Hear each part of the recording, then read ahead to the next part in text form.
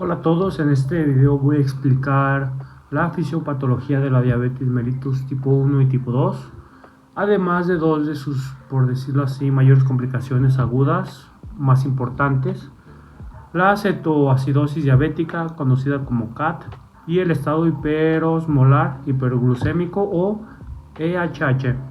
Antes de comenzar, imaginemos que nuestro cuerpo es una ciudad donde las células son las casas que la conforman y la glucosa es el combustible que necesitan para funcionar. El problema aquí es que la glucosa no puede entrar a las células, necesita una llave llamada insulina. La insulina es una hormona producida por las células beta del páncreas. Su función principal es permitir que la glucosa salga de la sangre y entre a las células para ser utilizada como energía. Cuando esta llave no existe o no funciona correctamente, aparece la diabetes mellitus. Comencemos con la diabetes mellitus tipo 1. La diabetes mellitus tipo 1 es una enfermedad autoinmunitaria. ¿Qué significa autoinmunitaria? Significa que el propio sistema inmunológico, que normalmente nos protege contra virus, bacterias, se confunde y comienza a atacar a estas mismas células del organismo, estas mismas estructuras. En este caso, ataca específicamente a las beta del páncreas, a las células beta, que son las encargadas de producir insulina. Con el paso del tiempo, estas células son destruidas y la producción de insulina disminuye hasta prácticamente desaparecer. Y aquí ocurre el problema principal.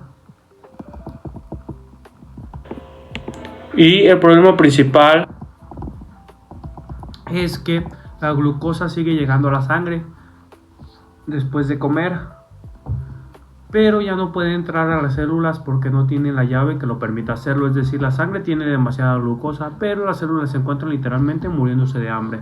El organismo interpreta esta situación como una falta de energía y activa mecanismos de emergencia. ¿Cuáles son estos mecanismos? Comienza a descomponer grasa para obtener combustible. A este proceso se le llama lipólisis. La lipólisis consiste en romper las reservas de grasa en el cuerpo para liberar ácidos grasos. Estos ácidos viajan al hígado, donde son transformados en sustancias llamadas cuerpos cetónicos. Esos cuerpos cetónicos pueden servir como fuente alternativa de energía, pero cuando se producen en exceso generan un problema: son ácidos, y al acumularse provocan que el pH sanguíneo disminuya. Es decir, la sangre se vuelve más ácida de lo normal. Este fenómeno lo conocemos como cetoacidosis diabética, o mayormente conocida como CAT. Ahora pasemos a la diabetes mellitus tipo 2. Esta es la forma más frecuente de diabetes en el mundo. Generalmente se relaciona ya sea con obesidad, sedentarismo, antecedentes familiares o malos hábitos alimenticios. A diferencia de la tipo 1, aquí sí existe producción de insulina. Pero entonces, ¿por qué aumenta la glucosa? Porque aparece algo llamado resistencia a la insulina. Podemos imaginar que la llave sigue existiendo, pero la cerradura, pues con el tiempo se va desgastando, ya no responde adecuadamente. La insulina intenta abrir la puerta de las células para que entre la glucosa, pero las células se vuelven cada vez menos sensibles a su acción. Al principio, el páncreas intenta compensar produciendo más y más insulina. Sin embargo, llega un momento en el que las células beta se agotan. Después de años de trabajo excesivo, comienzan a fallar.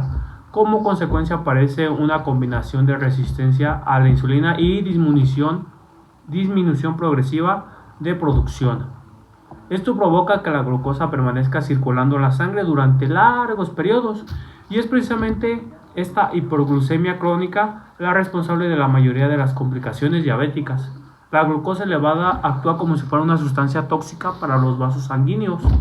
Con el tiempo daña arterias, venas y capilares. Por eso los pacientes diabéticos pueden desarrollar problemas ya sea cardiovasculares, daño renal, alteraciones en la vista y neuropatías. Ahora pasemos a hablar de una de las complicaciones agudas más importantes: la cetoacidosis diabética. La CAT ocurre principalmente en diabetes en pacientes con diabetes tipo 1. Puede desencadenarse por infecciones, suspensión de la insulina, físico intenso o enfermedades graves. Cuando la insulina desaparece casi por completo, el cuerpo entra en un estado de alarma metabólica. Se liberan hormonas como glucagón, cortisol y adrenalina. Estas tres hormonas aumentan todavía más los niveles de la glucosa y aceleran la destrucción de grasas. Como resultado se forman cantidades masivas de cuerpos cetónicos. Recordemos que estos cuerpos son ácidos, por eso el paciente desarrolla acidosis metabólica. Los signos clínicos suelen incluir mucha sed, aumento de la cantidad de la orina, pérdida de peso, náuseas, vómito y dolor abdominal. Además aparece una respiración muy característica llamada respiración de Kussmaul. No sé si lo pronuncié bien, de Kussmaul. Esta consiste en respiraciones profundas y rápidas. ¿Por qué ocurre? Porque el cuerpo intenta eliminar dióxido de carbono para compensar la acidez en la sangre. También puede aparecer un aliento con olor a frutado debido a la presencia de acetona en el cuerpo. Sin tratamiento, la CAT puede evolucionar hacia choque, alteraciones neurológicas graves e incluso la muerte. Por otro lado tenemos el estado hiperosmolar hiperglucémico conocido como EHH. Estas complicaciones suelen presentarse en pacientes con diabetes tipo 2. Aquí sí existe algo de insulina circulante. No es suficiente para controlar la glucosa, pero sí para evitar la forma masiva de cuerpos cetónicos. Por eso, a diferencia de la CAT, prácticamente no existe acidosis significativa. El problema principal es otro. ¿Cuál es el problema principal de este? Los niveles de glucosa pueden elevarse de manera extrema. La sangre se vuelve muy concentrada y para intentar eliminar ese exceso de glucosa, los riñones producen grandes cantidades de orina. Esto se le llama diuresis osmótica. La consecuencia es una pérdida masiva de agua, el paciente desarrolla deshidratación severa, la sangre se vuelve cada vez más concentrada y aumenta su osmolaridad. La osmolaridad es una medida que indica qué tan concentradas están las sustancias disueltas en un líquido. Cuando esta concentrada aumenta demasiado, las neuronas comienzan a funcionar mal. Por eso los pacientes presentan confusión, somnolencia, alteraciones del estado mental y en casos graves pueden entrar hasta incluso en coma. Si quisiéramos resumir, la diferencia principal entre ambas complicaciones sería la siguiente, que en la cetoacidosis diabética el problema dominante es la producción excesiva de cetonas y la acidosis metabólica, mientras que en el estado hiperosmolar hiperglucémico el problema dominante es la hiperglucemia extrema acompañada de una deshidratación severa. Para concluir, la diabetes mellitus tipo 1 se caracteriza por una destrucción autoinmunitaria de las células beta pancreáticas que provoca una ausencia casi total de insulina. La diabetes mellitus tipo 2 se caracteriza por resistencia a la insulina y un deterioro progresivo de la función pancreática. Aunque sus mecanismos son diferentes, ambas producen hiperglucemia y pueden generar complicaciones potencialmente mortales en ambos casos.